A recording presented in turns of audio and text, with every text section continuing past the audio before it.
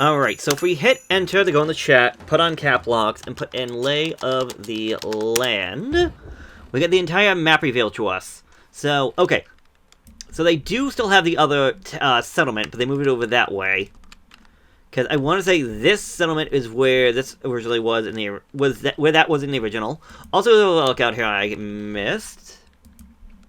Another relic I missed by not looking, but I also wasn't worried about that. Relics, we can talk about these later on. More or less, they all have like their own specialties, their strengths, their weaknesses. A third relic up this way, all of Achilles. But essentially, we can see that these two bases where everything was more... Well, these two bases where part of the army was coming from, based around ultra ranges and whatnot. But the majority of Troy's military forces were coming from over this way, which you could destroy. There's no reason why you can't. It's just there's not much reason to do it is all. And yeah, there's a lot of water on this one. Although I'm not seeing a lot of fish. I see fish there. Right over there, over here. But yeah, the docks are the main focus, and if we didn't go for the Cilia, wrong thing. I said wrong thing. So if we didn't get them, we would have had the Needian Lions to work with, or maybe the Cyclopses. But we've gone to the Heroic Age, which would have given us fortresses, so we could make ourselves the catapults to actually deal with the settlements, as well as that big settlement up on top, if need be. We also would have gone, Hypotia, I believe her name is. So I guess that's another person I have to look up, but yeah. Not too much different. Could just explode a little bit, but wasn't too worried about it. And honestly, I know there's 3 relics out here I could have gotten, but I'm not... I don't feel bad about missing them. Alright, Ajax. He's a hero. Good against miss units. Which is range, blah, blah, blah, blah. Ajax, the son of the king of Salamis. Ajax was the second greatest Greek champion at Troy, behind only Achilles. Homer described Ajax as a wall, and it's said to be much taller than any other man. While Achilles withdrew from the fighting, it was Ajax who met Hector in single combat. The two heroes fought all day, with only Hector taking a slight wound. Following the death of Achilles, Ajax competed with Odysseus for the armor of the fallen hero. Odysseus proved more eloquent as a speaker, however, and was awarded the prize. Ajax, I do believe, dies in the actual battle, or the war with Troy. So, yeah, keep that in mind. Alright, I couldn't find him on the list, but Agamemnon, also considered a hero, king of Mycenae, and brother of the king Menelaus of Sparta. Agamemnon leads the Achaean army. Arrogant and often selfish, Agamemnon provides the Achaeans was strong with sometimes reckless and self-serving leadership. Like Achilles, he lacks consideration and forethought. His tactless appropriation of Achilles' war prize, the maiden Brisile, created a crisis for the Achaeans. When Achilles withdrew from the war.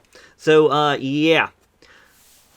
Agamemnon is probably one of, if not the worst people to probably be at the war, but anyways, I'm upset that they don't have the one thing from the original, which was, I think it was like weapon, it was a spear, but he left it behind at home or something like that, so, yeah, a little upset about that. Unless they bring it back for the later mission, but I'm gonna say probably not. Centaurs! We'll technically see more of these guys in a later mission, but a ranged miss unit, fast cavalry archer with an arrow volley special attack, good against human soldiers. Half man, half horse. Centaurs are usually seen with the torso and the head of a man and the body of a horse, but different descriptions exist.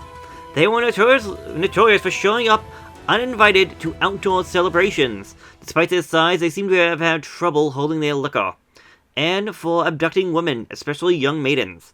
Their drunkenness and inclination towards violence led them to be driven to the mountains of Sicily.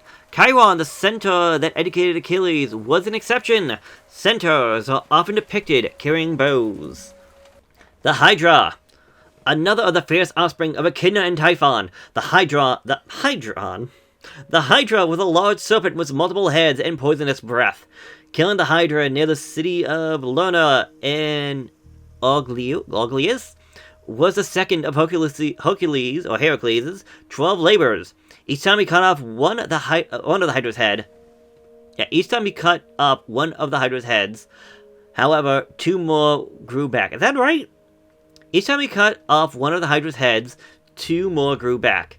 Heracles' nephew, Lolaeus, helped him by cauterizing each of the wounds of the head. Each wound as a head was lopped off. The last head was immortal, so Heracles buried it under a large rock. Once the beast's body was dead, Heracles dipped his arrowheads into its blood, giving them extra potency. Yes, Heracles used those a fair bit in his travels, and even show up later on. I believe it is one of the arrow-dipped arrows that will later kill Achilles in the war with Troy. Or at least that is one of the stories that I have heard. Greek mythology and how it all lines up is very confusing.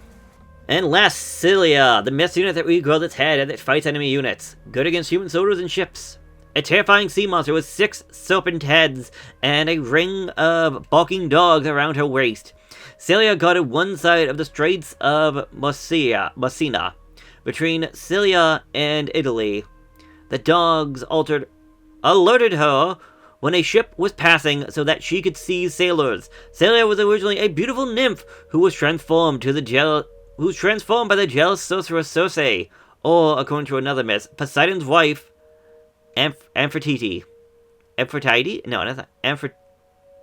Amphitrite. Yeah. Yes, there were 2 things. One was a 6-headed serpent that would each take a body, and there was the other one that was essentially a living whirlpool, whose name escapes me at the moment.